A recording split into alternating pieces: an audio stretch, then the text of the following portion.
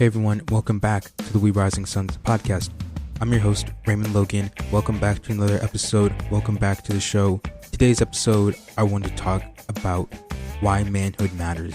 And I also want to talk about the effects of manhood and how manhood not only just has an effect on men, but also an effect on our culture, on women, and on children.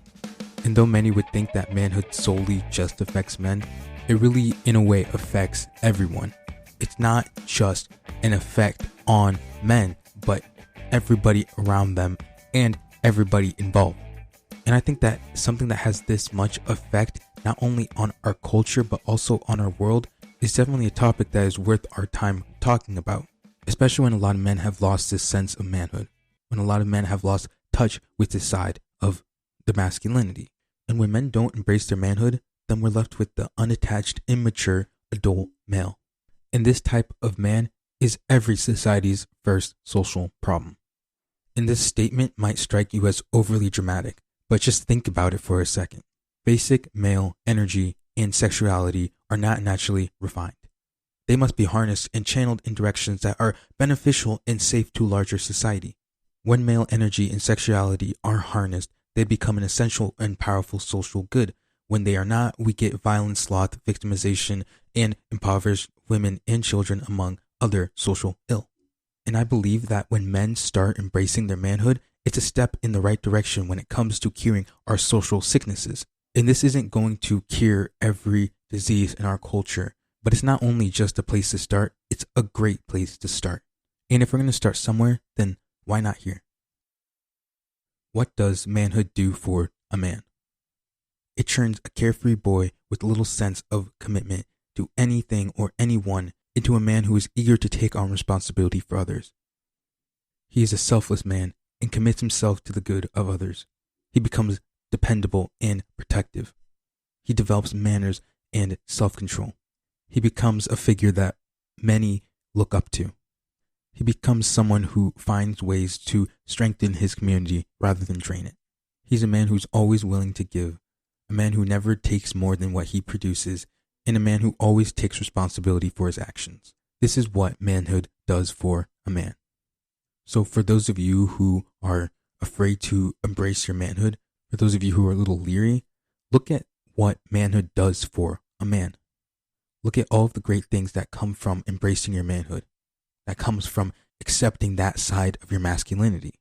Wouldn't you much rather want to be this mature and responsible man, or the immature, unattached male?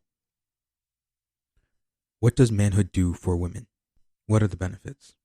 And this is a very important question that we must ask ourselves too. How is our masculinity affecting women? How is our manhood affecting women? And especially when we live in such a hyper-feminine culture and hyper-feminine society, I think it's important that as men, we must ask ourselves how our masculinity and how our manhood is affecting those around us, how it's affecting our wives, our girlfriends, and just in general, the women around us. An authentic man is a man any woman feels safe with, someone she can depend upon. A true man looks at a woman not as an object to satisfy his own selfish sexual pleasures, but respects her as a woman and her body as something powerful and precious.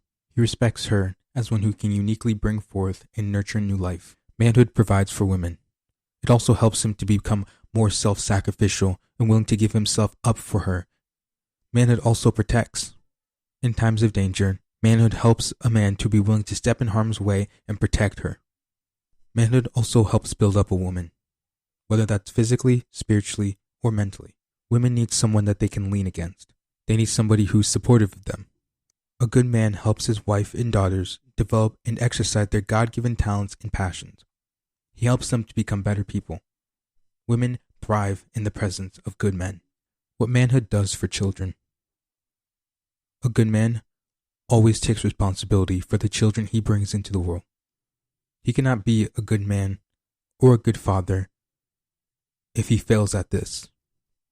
Sure, he may be able to wrestle a crocodile, go kill a bear with his own bare hands, run 5 marathons in one day.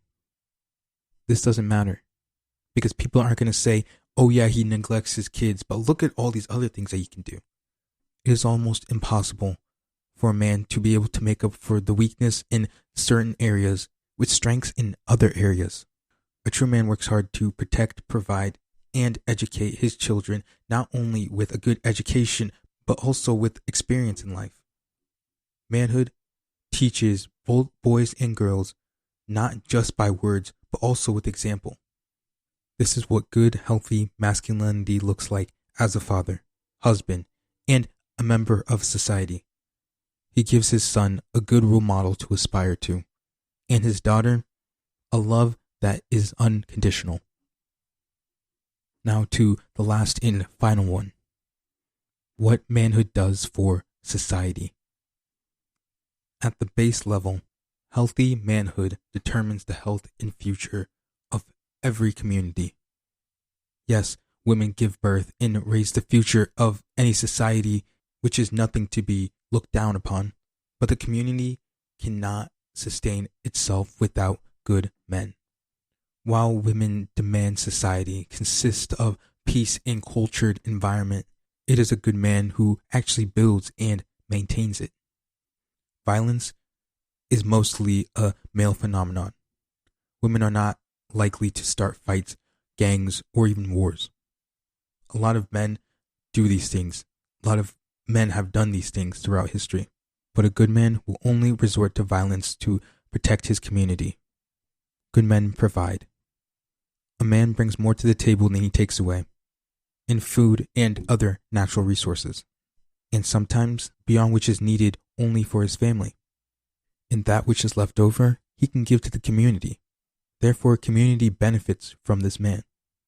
The more good men a community has, the wealthier and more stable the community becomes. A lot of men don't want to embrace their manhood because becoming a man also means becoming responsible. It means becoming mature. It means so much more than just growing up and living life. There are so many men that just want to live life without responsibilities. And as we've seen over the years, and what we even seeing in today's culture, is that those type of men, they get married, they have children. What they're responsible? They're responsible for their children. They're responsible for their wives. They're responsible for making sure the kid has the right education. They're responsible for providing whatever is needed. But if he's going to be the neglected adult male, then he's not going to take those responsibilities seriously. And chances are, he may not even take those responsibilities at all. And I could give you numerous examples. I could go on and on and on. But the important thing to take out is this, is that growing up comes with responsibilities. Becoming a man comes with responsibilities. And the world needs men that are willing to take on responsibilities and become men. You just heard what manhood does for a man. We need those type of men. Our community needs those type of men. Women need those type of men. And they want this too. Society doesn't want their communities to be broken, though it may be messed up in every single way possible. A lot of it is due to the fact that all these adult males aren't willing to become men. They're not willing to embrace their manhood. They're not willing to embrace that side of their masculinity. Women want this too. They don't want to just raise a child by themselves. They don't want to send their kids off to a daycare so that they have to go work for 12 hours a day.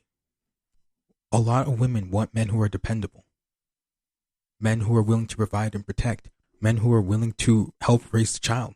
Kids want this too. Kids want a role model to look up to.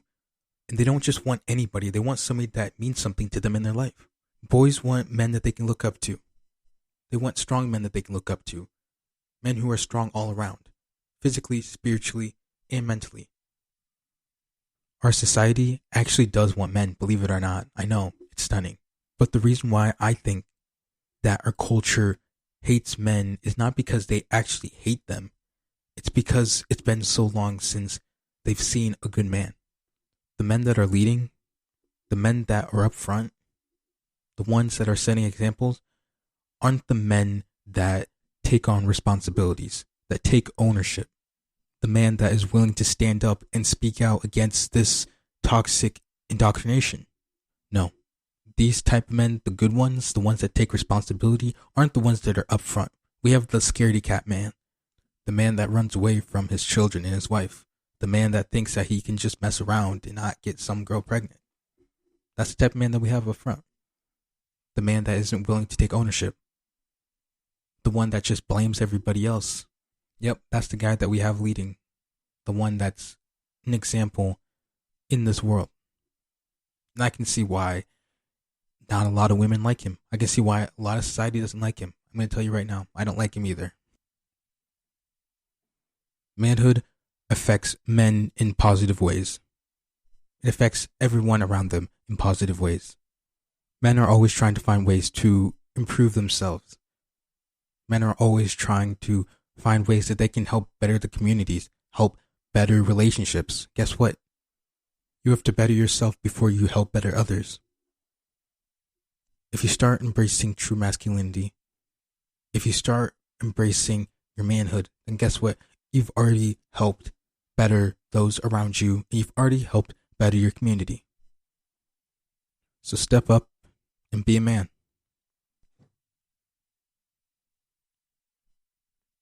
Thank you all for listening to this episode. Thank you all for joining me here today.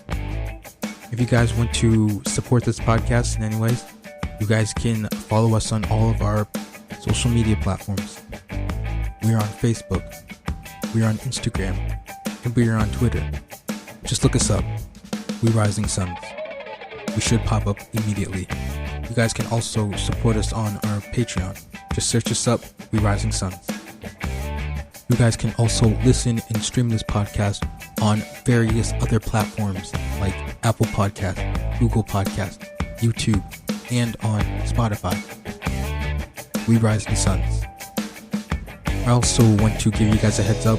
I may not be posting another episode for a few weeks. I'm trying to work on a project. I have school and I have a lot of work that I have to do, so I'm trying to do something special for the podcast, so I've been working that for a little bit, so that's going to take some time, but I hope to have it released probably sometime either late this week or early next week, or I may not even have it out at all due to its epic fail, but I'm going to try my best.